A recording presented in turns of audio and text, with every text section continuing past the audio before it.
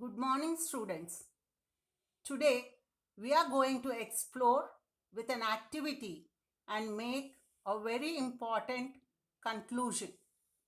In this activity, we are going to know if there is any relationship between the potential difference across a conductor and the current flowing through it. Now, before we proceed, let's know about the apparatus required to do this activity. Firstly, we need a nichrome wire XY of length 0.5 meters. XY is used to represent nichrome wire in the circuit. Do you all know what is nichrome? It is an alloy of nickel, chromium, manganese, and iron. Then we need 4 cells of 1.5 volts each. Next, we need an ammeter, a voltmeter, and also a plug key.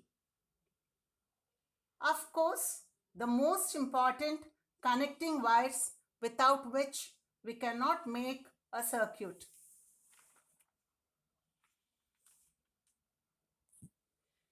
Now, before we start the experiment, we should remember few precautions that are to be observed.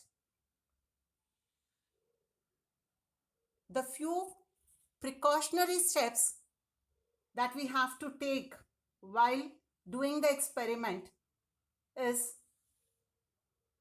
firstly, we have to check that all the connections that we make are tight. Because if any loose connections are there, it will not provide a continuous path for the current to flow in the circuit.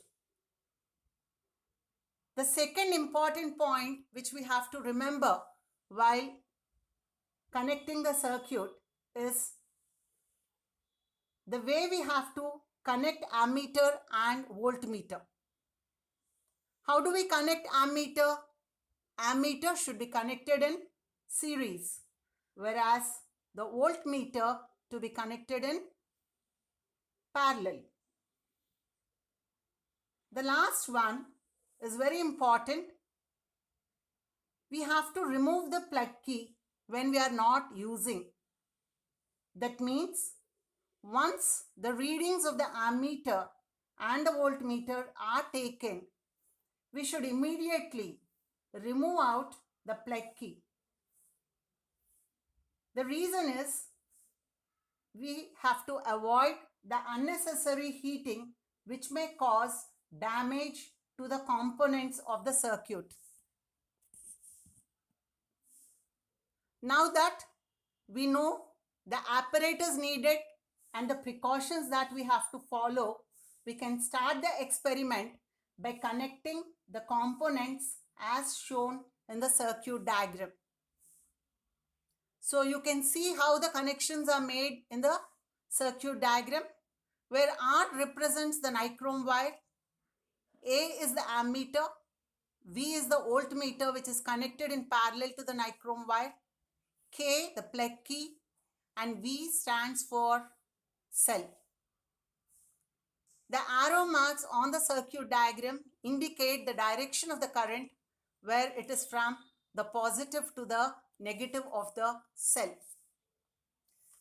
Remember, for the first reading, we use only one cell as the source.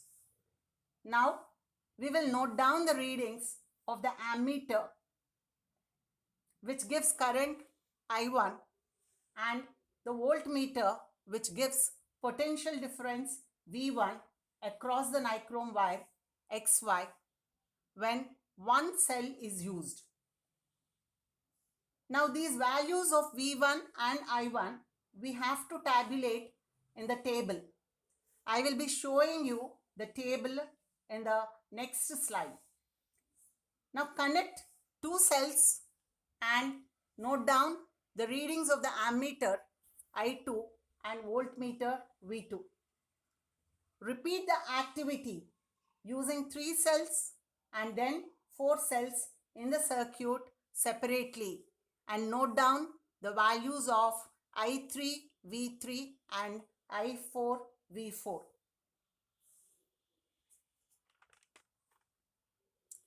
Now we have 4 sets of values for current I and potential difference V across the given nichrome wire when we have used 1 cell, 2 cells, 3 cells and 4 cells. Those values are to be written down in the table which is shown, where you take current I1 value in the first column and V1 in the potential difference column. Then you have to calculate V by I. Similarly, repeat with the other sets of values and calculate V by I in each case. It will be observed that the ratio of V to I will be the same, showing that V by I is a constant. The last column values V by I will always remain the same.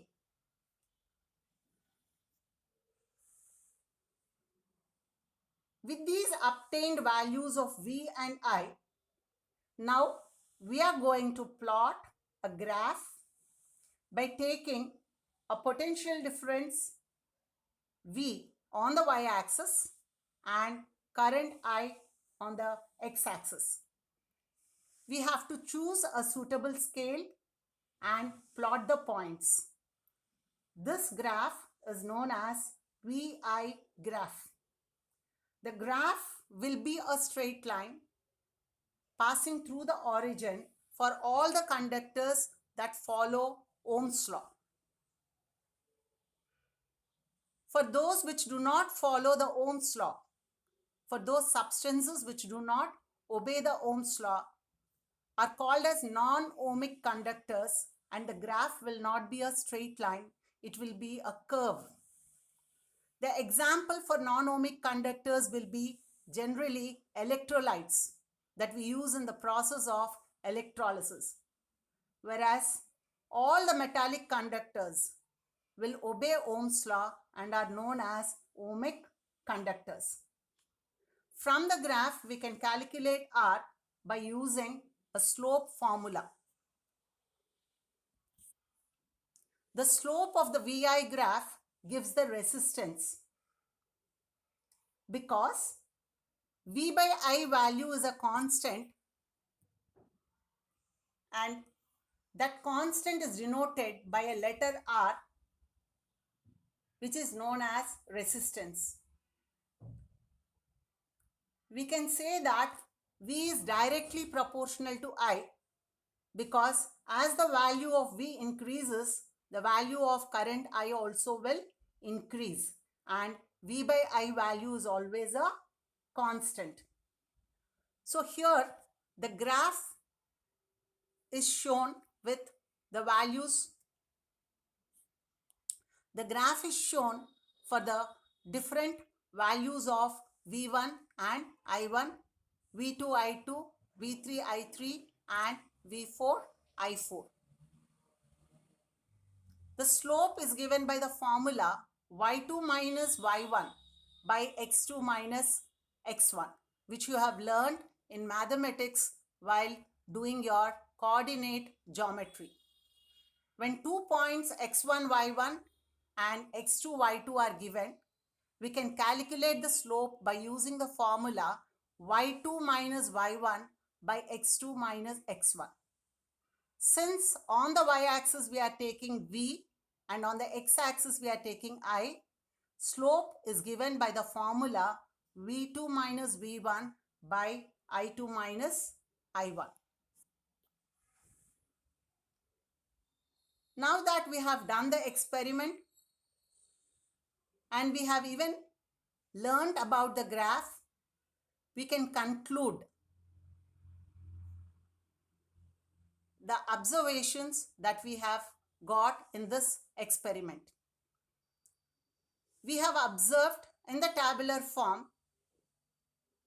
the last column values V by I is remaining same. V by I is a constant R, which is known as resistance of the given metallic wire at a given temperature. A scientist by name George Simon Ohm stated the relation between V and I, and hence the law is known as Ohm's law. The law states that the potential difference V across the ends of a given metallic wire in an electric circuit is directly proportional to the current flowing through it, provided its temperature remains the same. I repeat, the potential difference across the ends of a given metallic wire in an electric circuit is directly proportional to the current flowing through it, provided the temperature remains same.